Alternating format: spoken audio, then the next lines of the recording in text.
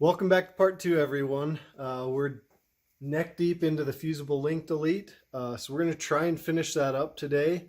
I had some ideas come up between part one and part two that I'll share with you guys. That should make this easier. So let's go do it.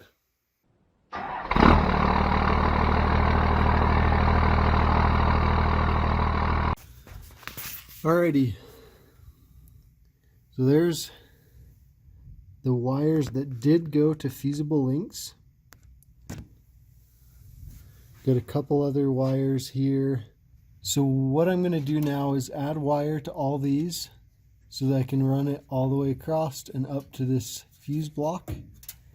So I'll catch up with you guys at that point. Alright guys, let me show you the progress so far. So here we are. I've got all the wires extended from where the Fusible links came from. We've got these three extended as well, all heat shrinked and everything. I used just black for all of them. I'll show you a close-up which one comes from where, and I'll put a diagram on the screen in a second and explain why I'm doing that. I didn't want to do a bunch of different colors and try and match the colors up. That to me would have been kind of a waste of time, and as long as I know which one's which, I can actually label it on here. So anyways, what we're going to do now is trim all these to length, put their butt connectors on them, their eye connectors I guess, hook them to the studs, and I'll give you guys a close-up view of which one I'm hooking where, and kind of get everything attached to this. And the last thing we're going to address is the wire for the alternator. I've been trying to figure out a good way to do that, and I finally came up with a good solution. So I'll show you guys that. It's probably going to be the easiest way to go and probably the cleanest as well. So I'll show you guys that when we get there too. So I'm going to start, probably won't show you guys this, but basically I'm going to start trimming all these and just getting the butt connectors on. Right now, is a good point. I'll put a diagram on the screen. It's similar to the diagram I put in part one. The thing is, this diagram is a little bit different. The 93, as you saw in part one, there's a couple different wires. Here, a couple red ones, a pink one, and then this red one that came in with the power wire.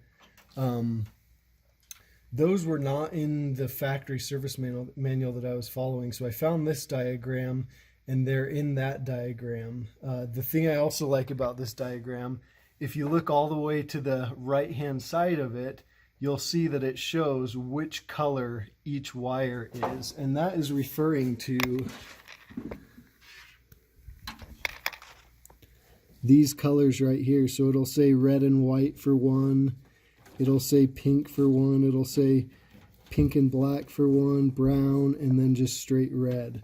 So I like that diagram because that way you can tell which color wire comes into the fuse block and which amperage fuse it needs. So I'll get all these eye connectors on and get to that point, and then when I start hooking them to the block, I'll walk you through that. So here we go. All right, time for a progress update. So you can see I've got everything connected to the MIDI fuses, which are the 40s and the 60.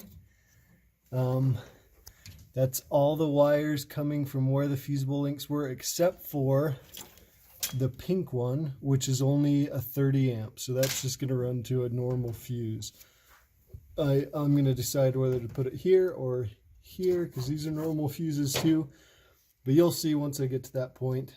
So I just wanted to show you guys this before I loom all this stuff up, so you can see where all those are coming from, where the Fusible links were. So I'll loom all this up. It'll look nice and tidy, and we'll go from there. All right, another update. I haven't loomed this up yet, but these few wires that were coming out of here, I put them in. So this pink one, I connected with the pink one from there because they're both for the lights, and they only go to 30 amps, so I ran them to this box right here. And then everything else, there were 2 red ones coming off of here. Those, according to the wiring diagram I'm following, those are 40 amp, as well as this other red one that was coming off of the starter relay. So I ran that to a 40 amp as well. The one thing I want to address now is this is the wire for the alternator. So it's a 6-gauge wire. It runs through this loom up here, runs all the way. There you can see my wiring mess.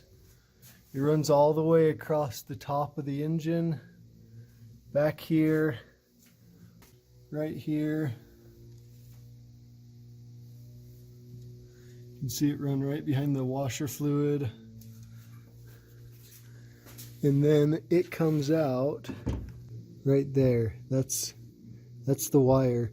So how I'm going to run the alternator wire, actually, I'm going to clip this wire right here as close as I can get to there. I'm going to undo that connector, and I'm going to pull that little piece out and connect it onto a brand new wire that I have here. So this is brand new 6-gauge wire. I've already got the eye connector on one end. So then what I'll do is I'll just run a brand new wire up across the back and bring it back in here and hook it into the mega fuse panel for the 175 amp fuse for the alternator. The reason I'm doing that, this wire, it's old. I can see a little bit of corrosion on it, and it's very difficult to get to. I can't hook it into the mega fuse box right here. It's just too short. I can't really connect it to another 6 amp fuse back there because there's just not enough wire to work with. So rather than tear that thing out of this engine bay harness, I'm just going to leave it there, but it'll be disconnected on both ends. It will have no function at all. I'll probably trim it back so you can't even see it. And just have a brand new wire run for the alternator. So I'm going to do that just as I explained. So go over here first, clip that wire, and then disconnect the connector, and then connect that little connector to the new wire that I have, and I'll just route that all the way around. I hope that makes sense. I'll show you once I get that put in, and you'll see I'll just basically zip tie it to this other wire that's already in there. So, all right, she is done. So I haven't hooked everything back up to this yet. Nothing that was hooked on here is required to start the truck. And I want to clean all that stuff up anyways. So here you can see it all cleaned up. Everything to the MIDI fuses. I've got my alternator fuse right here, 175 amp. That has a little cover that goes on it. So there you can see that cover. It's nice and secure. It's not watertight, but it'll protect it nicely. Here's my positive battery terminal. So I have 3 power sources coming off of there. I have one to this box, which goes in right here. I have one to this box, which goes in down here. And then I have the one wrapping way behind, and it goes to the alternator fuse.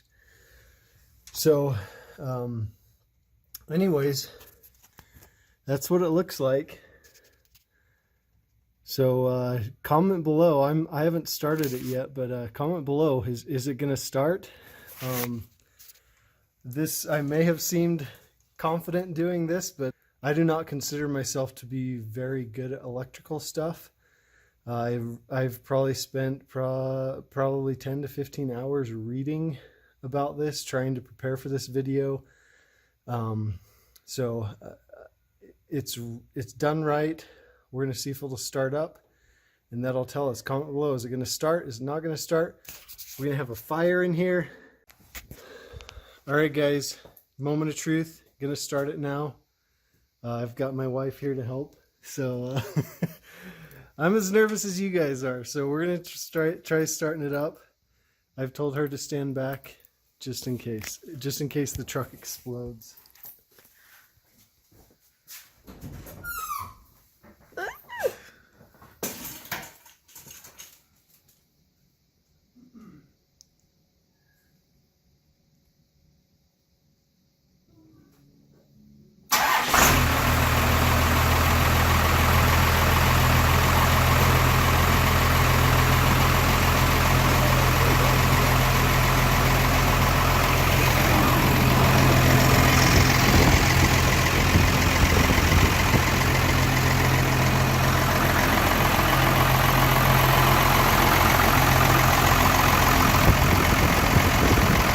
All right, guys, we'll call that a success. I got a big grin on my face because that was a pretty intimidating project. Like I said, I'm not super confident with electrical stuff.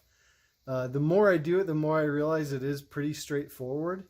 But that was very satisfying to have that kick right on. No issues. I'll drive it around this weekend and see how it does. I've still got to hook all my accessory stuff up, my power seats, my subwoofer, my trailer brake, all that stuff hooks into the other fuse box right here. So I'll hook that up. And then another video I'm going to do later on, I'm going to, all these wires, they just need to be trimmed. It's all extra wire because I didn't know exactly where I was going to put these at. So I left extra wire. So I just need to trim them all, clean it up, loom it all up, and that should turn out really nice. So anyways, if you have any questions on how I did this, I threw up various different diagrams because as I came to find out as I did this, the 93, at least my 93 wiring harness was a little bit different than the harness that was in the factory service manual. And it's funny because the factory service manual I have is for the 93, but it didn't show a couple of those wires that I ran into. So if you have questions about it, comment below. I read every comment. I respond to every comment. Remember, like this video and subscribe if you haven't. I'll be going to pick up another first gen here in a couple weeks. We're going to be doing some projects on that. I've got more projects to do on the crew cab as well. We should be having some good content coming. So thanks for all the support. If you haven't, follow me on Instagram. I'm always on there. If you have questions, you can DM me there. Disa_first_gen. Thanks for the support. We'll see you guys in the next video.